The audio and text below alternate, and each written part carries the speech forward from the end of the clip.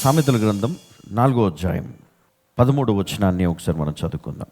ఉపదేశమును విడిచిపెట్టక దాని గట్టిగా పట్టుకొనుము, అది నీకు జీవము గనుక దాని పొందియుండుము.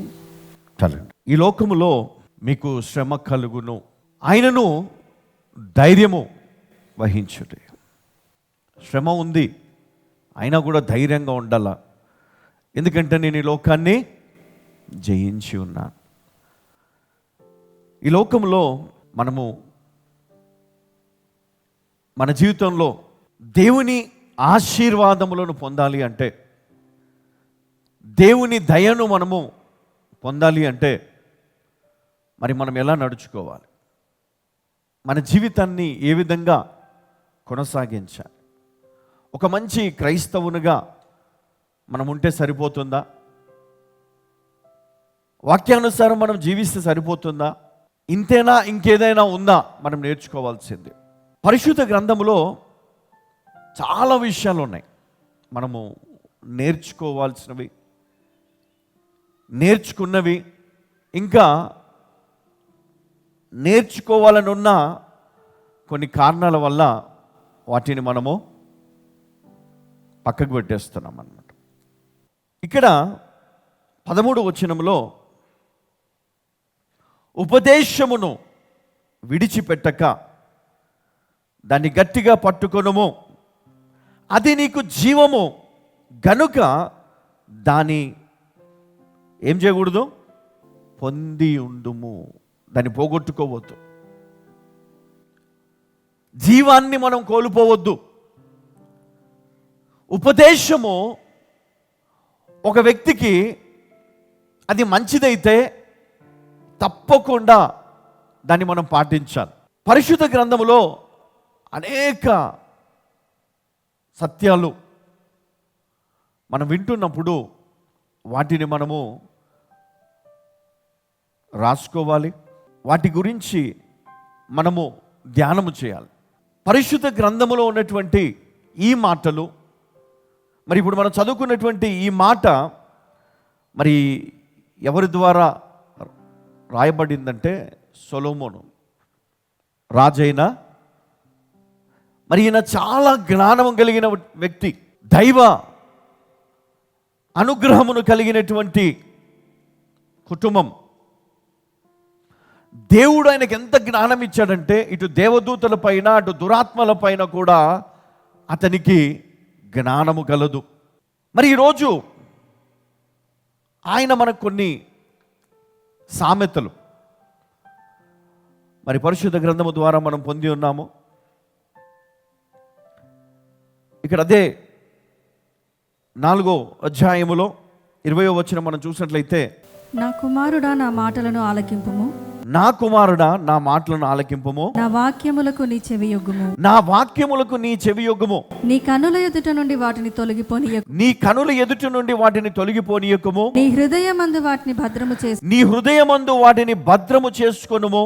దొరికిన వారికి అవి జీవమును, దొరికిన వారికి అవి జీవమును, వారి సర్వ శరీరమునకు ఆరోగ్యం, వారి సర్వ శరీరమునకు ఆరోగ్యమును ఇచ్చును.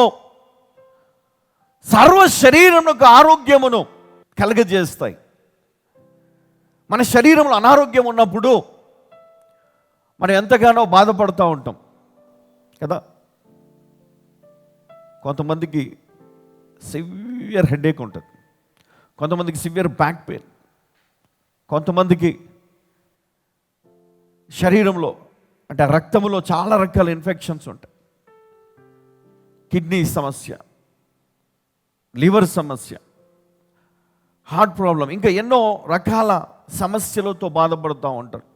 మరి ఇక్కడ వాక్యము ఏమని సెలవిస్తూ ఉంది, ఏమని రాస్తూ ఉన్నాడినా మరి అని మనం చూస్తే, దొరికిన వారికి అవి జీవమును, వారి సర్వ శరీరములకు ఆరోగ్యమును ఇచ్చును. అందుకోసం నువ్వు ఏం చేయాలి? నీ కనుల ఎదుటి నుండి వాటిని తొలగిపోనీయకము, నీ హృదయమందు వాటిని భద్రము చేసుకొనుము. నా కుమారుడా నా మాటలను ఆలకింపుము, నా వాక్యములకు నీ చెవి యొగ్గుము. అంటే దీన్ని చాలామంది చాలా సామెతలు కదా, దాంట్లో ఏముంది, మాకు ఇంకా ఏం కావాలి? అబ్రహాం ఆశీర్వాదం కావాలి, ఇంకా ఏం కావాలి? ఇంకా చాలా ఉన్నాయి, ఇవి మాకుంటే చాలు, ఇదెందుకు నాకు, ఇది చిన్నపిల్లలకు చెప్పే సామెతలు కదా అని మనం అనుకుంటాం. అమ్మ, ఇక్కడ సర్వ శరీరముకు ఆరోగ్యము నిచ్చు వాక్యమును మనం నిర్లక్ష్యము చేస్తే మనం ఏ విధంగా స్వస్థతను పొందుతాం? ఎంతమంది స్వస్థత కావాలి? ఎప్పుడైతే మనము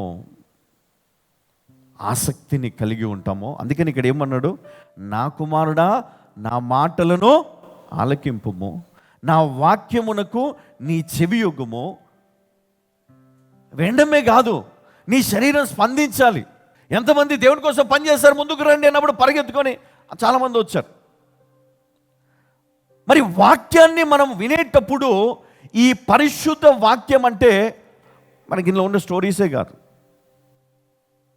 అందులో ఉన్న అద్భుతాలే కాదు, అందులో ఉన్నటువంటి కొన్ని దేవుడు మనకు నేర్పించే సామెతలను మనము గనక నేర్చుకుంటే, సొలొమోనుకి ఎంత జ్ఞానము దేవుడు ఇచ్చాడో, ఎంత ఐశ్వర్యమునిచ్చాడో, ఎంత గొప్ప విజయాలను ఆయనకి ఇచ్చాడో, అంత గొప్ప ఆశీర్వాదం మనం కూడా పొందుతాం.